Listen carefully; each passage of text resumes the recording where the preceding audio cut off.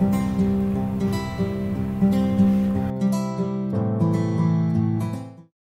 बच्चों, कैसे हैं आप लोग? I hope you are all good. आज की क्लास में हम लोग पढ़ेंगे कि ट्रायल बैलेंस कैसे बनाते हैं। पिछली क्लास में हम लोग को पढ़ा था कि ट्रायल बैलेंस है क्या, features of trial balance, method of trial balance, जिसमें मेथड ऑफ ट्रायल बैलेंस हम लोग पढ़ा था total method, balance method and total method come balance method, जो आपको अच्छे समझ में आया होगा। आज की क्लास में हम लोग देखेंगे कि ट्रायल बैलेंस कैसे बनाते हैं, उसका क्या प्रोसेस है। ठीक है, तो हमने आपको पिछली क्लास में बताया था कि हम लोग पहले जर्नल से लेजर बनाते हैं और लेजर से हम लोग ट्रायल बैलेंस बनाते हैं। तो जो भी लेजर का जो बैलेंस होता है, ठीक है, डेबिट बैलेंस और क्रेडिट बैलेंस, जो भी लेजर के लास्ट में, ठीक है, जो बचता है, ठीक है, उसे हम लोग ट्रायल बैलेंस में शो करते हैं, डेबिट साइड या क्रेडिट साइड। तो सबसे पहले इस फॉर्मेट को हम लोग कंप्लीट करते हैं। तो हेडिंग होगा ट्रायल बैलेंस, ठीक है, और नीचे लिख देंगे डेट कि कब हम लोग बना रहे हैं। तो एज ऑन, जो भी डेट को बना रहे हैं उस डेट को यहाँ मेंशन कर देंगे। बेसिकली जो कॉलम होता है ट्रायल बैलेंस में वो 5 कॉलम होता है, लेकिन हम लोग जब भी बैलेंस मेथड थ्रू जब भी ट्रायल बैलेंस बनाते हैं तो हम लोग 4 ही कॉलम यूज करते हैं। पहला कॉलम सीरियल नंबर का होता है, जो ज़्यादातर यूज नहीं होता है, इसलिए हम लोग 4 ही कॉलम को यहाँ देखेंगे। तो फर्स्ट कॉलम होता है हेड्स ऑफ अकाउंट, यानी name of account, ledger folio, debit amount और क्रेडिट अमाउंट। और इसमें जो भी अकाउंट होता है, जैसे capital account, goodwill account, assets account, ठीक है, वो सब इसमें क्या होता है, लिखा जाता है डेबिट साइड में, क्रेडिट साइड में, और बाद में दोनों को मैच करते हैं। ठीक है, अगर दोनों इक्वल हो गया तो हमारा ट्रायल बैलेंस सही है। अब इस ट्रायल बैलेंस को कैसे बनाते हैं या देखते हैं, तो इसका एक ट्रिक है। हम लोगों ने मॉडर्न अप्रोच यानी अमेरिकन रूल पढ़ा था। उस मॉडर्न अप्रोच में या अमेरिकन रूल में हम लोग देखा था कि हमने जो भी ट्रांजैक्शन थे, ठीक है, उसको टाइप्स में बांटा था। ठीक है, तो उसे हम लोग क्लियर ट्रिक से, ठीक है, बनाएंगे। जैसे C stand for capital, L stand for liabilities, E stand for expense, A stand for assets and R stand for revenue. तो हमने जो भी मॉडर्न अप्रोच या अमेरिकन अप्रोच में जो भी पढ़ा था वह इसी तरह बांटा हुआ था कि debit increase the assets, credit decrease the assets. उसका जस्ट उल्टा क्या होता था कि debit decrease the liabilities and credit increase the liabilities. Expense में क्या था, debit increase the expense and credit decrease the expense. तो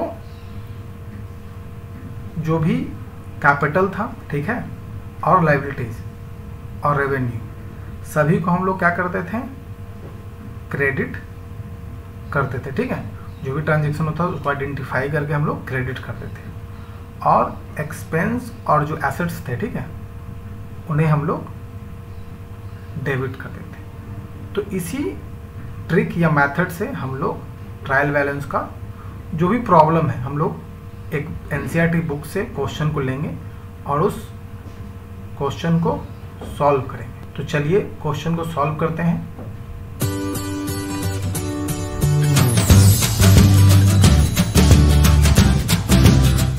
तो यहाँ आप देख सकते हैं ये NCERT बुक्स का क्वेश्चन है, जो पेज नंबर 88 में है। तो इस क्वेश्चन को हम लोग रीड आउट करते हैं और उसके बाद इस प्रॉब्लम को हम लोग अपने कॉपी में, नोटबुक में सॉल्व करते हैं। तो क्वेश्चन है, indicate against each amount whether it is debit or credit balance and prepare the trial balance। कब का है, मार्च 31, 2014 का डेट दिया गया है। तो 1 बाय 1 हम लोग रीड आउट करेंगे और इसको हम लोग ट्रायल बैलेंस में डालेंगे। तो आप लोग एक फॉर्मेट अपने नोटबुक में ऐसा बना लें, ठीक है, और यहाँ पे डेट दे दे एज ऑन 31 मार्च 2014। ठीक है, आई होप आपने फॉर्मेट बना लिया होगा। अब चलिए क्वेश्चन को स्टार्ट करते हैं। तो सबसे पहला जो अकाउंट है, इन अकाउंट टाइटल्स कैपिटल को लिखेंगे और कैपिटल कहाँ जाएगा, क्रेडिट साइड में जाएगा। कितना अमाउंट है, 1 लाख। तो हमने जो ट्रिक देखा था, ठीक है, जो मॉडर्न अप्रोच के अनुसार कि कैपिटल, लायबिलिटीज और रेवेन्यू जो होता है वो क्रेडिट होता है और एक्सपेंस और एसेट्स जो होता है डेबिट होता है। तो इसको रिमेंबर करके हम इस क्वेश्चन को सॉल्व करते हैं, इसीलिए हमने कैपिटल को क्रेडिट किया है, ठीक है। सेकंड क्या है, ड्राइंग्स। ड्राइंग कितना है, 60,000। तो ड्राइंग है क्या, ड्राइंग एसेट्स है, क्योंकि कोई भी बिजनेसमैन क्या करता है, अपने पर्सनल यूज के लिए कुछ भी जो कैश होता है या स्टॉक होता है, ठीक है, वो अपने पर्सनल यूज के लिए बिजनेस से विड्रॉ करता है, तो क्या होता है, एसेट्स होता है। इसलिए एसेट्स को क्या करेंगे, डेबिट करेंगे, ठीक है। नेक्स्ट हो मशीनरी। मशीनरी भी क्या है, एसेट्स है, इसलिए इसको भी हम लोग डेबिट करेंगे। अमाउंट कितना है, 20,000।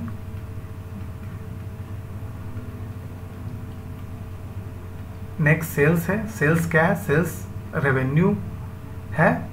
सेल्स क्या होता है, क्रेडिट होता है, इसलिए सेल्स को हम लोग क्रेडिट करेंगे, 2 लाख।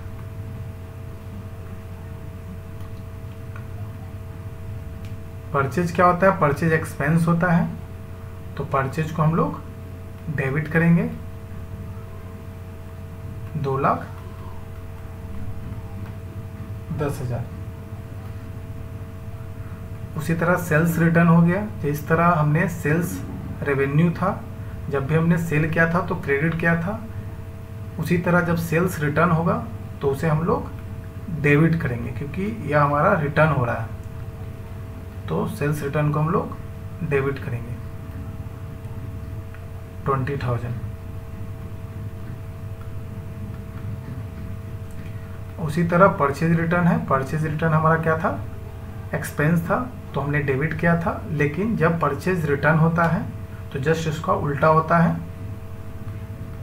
तो इसलिए जब हमने परचेज को डेबिट किया था तो परचेज रिटर्न को हम लोग क्रेडिट करेंगे 30,000 से। बेजेस है। बेजेस हमारा एक्सपेंस है। जब भी फैक्ट्री में कोई भी वर्कर काम करता है तो उसके बदले में, काम के बदले में हम उन्हें बेजेस देते हैं, तो बेजेस का एक्सपेंस है, तो बेजेस को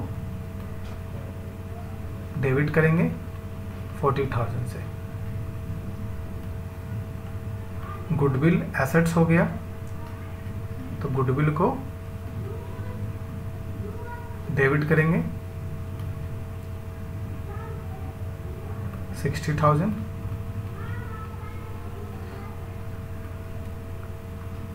इंटरेस्ट रिसीव क्या हो गया, इंटरेस्ट रिसीव रेवेन्यू हो गया, तो इसे हम लोग क्रेडिट करेंगे 15,000 से।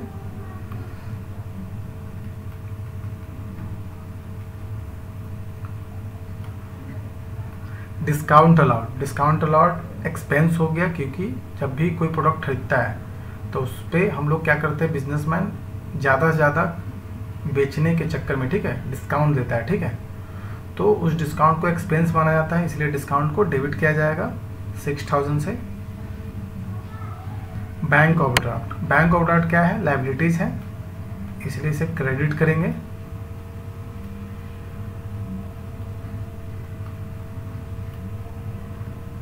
22,000 से। Bank loan. बैंक लोन भी लायबिलिटीज है, इसलिए इसको क्रेडिट करेंगे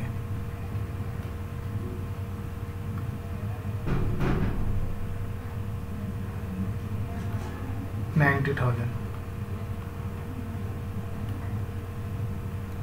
डेटर्स। डेटर्स एसेट्स है, क्योंकि जब हमने ऑन क्रेडिट यानी उधार माल बेचा होगा, ठीक है, स्टॉक को, तो उसके बदले मुझे कैश मिलना था, ठीक है। इसलिए डेटर क्या है, एसेट्स है, इसलिए डेटर को हम लोग क्या करेंगे, डेबिट करेंगे। नथु और रूपा दोनों मिला के 75,000, तो डेटर को हम लोग डेबिट करेंगे एज एसेट्स। क्रेडिटर की बात करें तो क्रेडिटर लायबिलिटीज होता है जब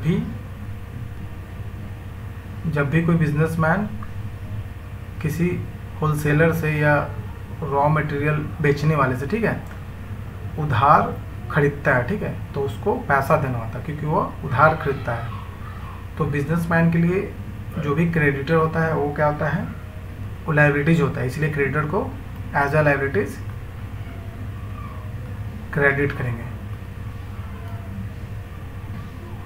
दोनों मिला के, रीना और गणेश मिलाकर 60,000।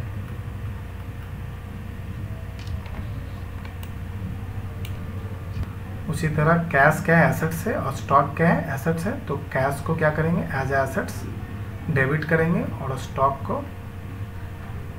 क्या है, एसेट्स है, इसलिए इसको भी डेबिट करेंगे। 54,000 और 16,000।